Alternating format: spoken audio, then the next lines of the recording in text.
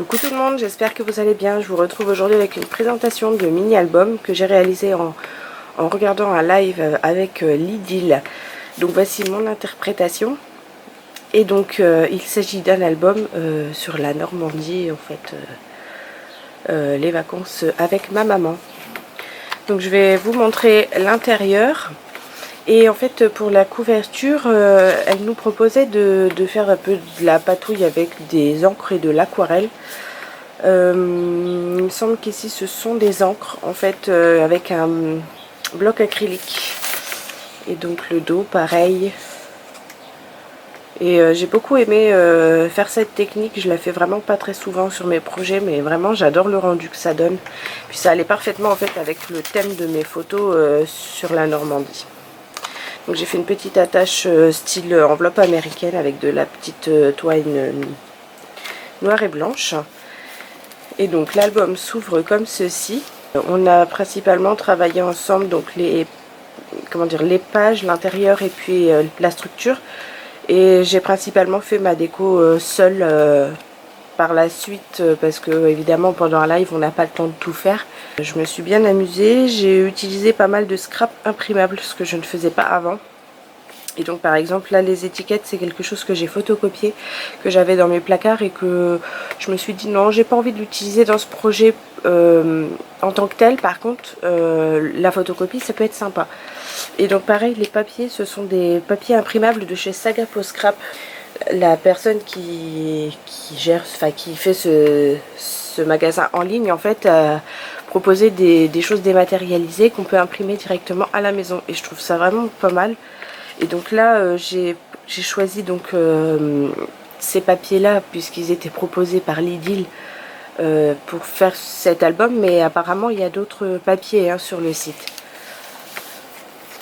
Donc ensuite on passe à la page suivante et pareil Lydil nous proposait d'inclure du calque, donc c'est ce que j'ai fait. J'ai pris une page entière que j'ai pliée en deux puisque nos pages en fait sont pliées en deux. Donc ici dans la continuité j'ai rajouté des éléments un petit peu sur le thème de la mer.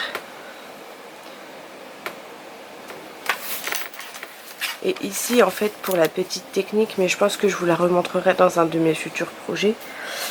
En fait il s'agit pareil d'un embellissement que j'ai photocopié. Et en fait je l'ai retourné grâce avec l'ordinateur directement. Je l'ai retourné en miroir pour qu'il s'adapte parfaitement. Donc voilà. Ensuite pareil des petites étiquettes que j'ai trouvées sur internet et que j'ai pu imprimer moi-même. Donc je trouve ça vraiment chouette. Et puis des fois des étiquettes assez basiques qui finalement font tout comme elles sont indiquées. Vraiment des fois c'est le petit rien qui apporte le petit plus quoi. Et donc après pareil j'ai fait écho par exemple là avec les poissons à ceux qui étaient déjà sur le fond et je trouve ça génial. Ici c'est pareil, ce sont des étiquettes de chez Saga Post Scrap qu'on peut imprimer, enfin pas des étiquettes mais des tamponnages à imprimer. Et c'est pareil, j'ai trouvé ça super chouette, donc j'en ai mis un petit peu partout dans mes projets du coup que j'ai fait depuis et je trouve ça vraiment très très beau. Donc là petite page un petit peu en miroir, j'avais envie de faire cet effet là. Alors ça là les roues de bateau, je trouve ça tellement beau. Et puis j'en avais une, ça tombait bien, c'était le fond. Et vraiment je trouve ça magnifique.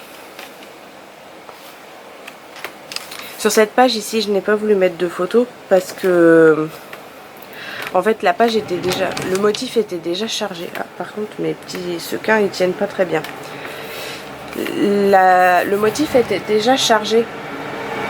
Voilà, on va donc pouvoir poursuivre maintenant que les tracteurs sont passés. Et donc j'ai utilisé un tamponnage sur un calque et je trouve que ça laisse entrevoir en transparence le motif en dessous sans pour autant trop mettre le motif en valeur, mais voilà, je trouvais que c'était très joli. Et donc là sur cette page de calque j'ai collé parce qu'il y en a encore plein des sequins Et pareil, je les ai collés en miroir derrière. Donc là, il faut que je recolle parce que j'en ai certains qui sont tombés.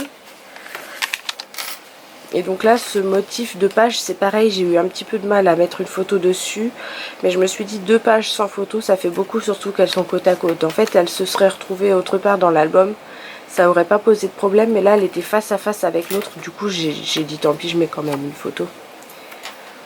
Et puis voilà ma dernière page. Et là, à l'intérieur, j'ai rien voulu mettre. C'est un choix personnel, hein, mais j'avais pas envie de rajouter des choses. Donc voilà, j'espère que cette petite vidéo vous aura plu, qu'elle vous donnera des idées. Après, je pense que vous allez pouvoir retrouver ce tuto sur le YouTube de Lydil, puisqu'il me semble qu'elle en a fait une vidéo. Mais voilà, j'avais envie de vous montrer mon interprétation.